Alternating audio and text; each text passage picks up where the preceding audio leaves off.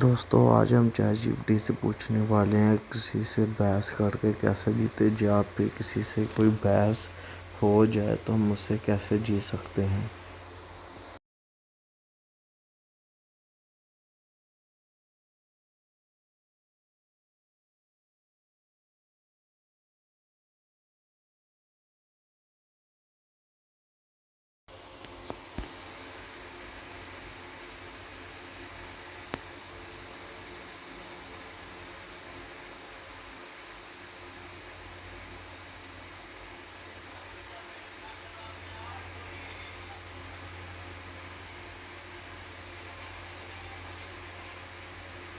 اگر آپ کسی کے ساتھ کسی ٹوپک پر بحث کر رہے ہوں اور جیتنا چاہتے ہوں تو صرف زور سے بولنا کافی نہیں ہوتا.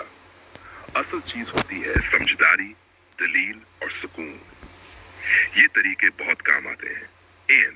پہلے ٹوپک اچھی طرح سمجھو جس بات پر بحث ہو رہی ہے، اس کے فیکٹس اور معلومات پہلے سے معلوم ہوں. سکون سے بات کرو. غصہ اکثر بندے کو کمزور دکھاتا ہے. جو پرسکون رہتا ہے لوگ اس کی بات زیادہ سنتے ہیں. سامنے والے کی بات پوری سنو، بیچ میں نہ ٹوکو. جب وہ مکمل بات کر لے تو پھر جواب دو. ثبوت اور مثالیں دو. صرف میرا خیال ہے سے زیادہ اثر نہیں پڑتا. مثال، حقیقت یا منطق دو. ذاتی حملہ نہ کرو. تم کچھ نہیں جانتے جیسی باتیں بحث خراب کر دیتی ہیں. بات صرف ٹوپک پر رکھو. مختصر اور سیدھی بات کرو. لمبی اور گھمائی ہوئی بات کمزور لگتی ہے. سوال پوچھو. کبھی سامنے والے سے ایسا سوال پوچھو کہ وہ خود سوچنے پر مجبور ہو جائے. اگر غلطی ہو تو مان لو، یہ کمزوری نہیں بلکہ سمجھداری ہوتی ہے. لوگ ایسے شخص کو زیادہ سنجیدہ لیتے ہیں. اعتماد کے ساتھ بات کرو. آواز واضح ہو. نظریں ادھر ادھر نہ بھاگیں. بحث کا مقصد لڑائی نہیں، بہتر بات ثابت کرنا ہو. کئی بار عزت سے بات کرنے والا ہی اصل میں جیت جاتا ہے. مثال کے طور پر، اگر کوئی کہے AI انسانوں کی نوکریاں ختم کر دے گی تو فوراً لڑنے کے بجائے آپ کہہ سکتے ہیں کچھ نوکریاں بدلیں گی لیکن نئی نوکریاں بھی بن رہی ہیں، جیسے AI آپریٹرز اور ایڈیٹرز. اس طرح دلیل مضبوط لگتی ہے.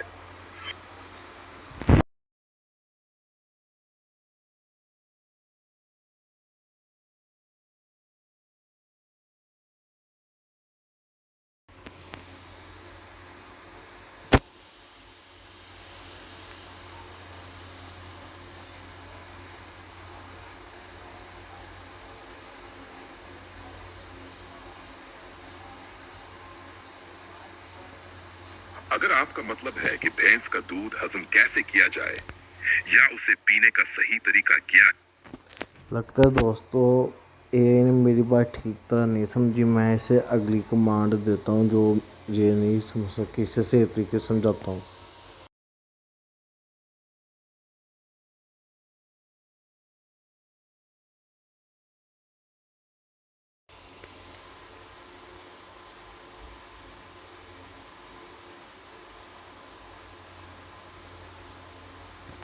لو دوستو، اس نے ہمیں اس کا لگتا جواب دے دیا ہے.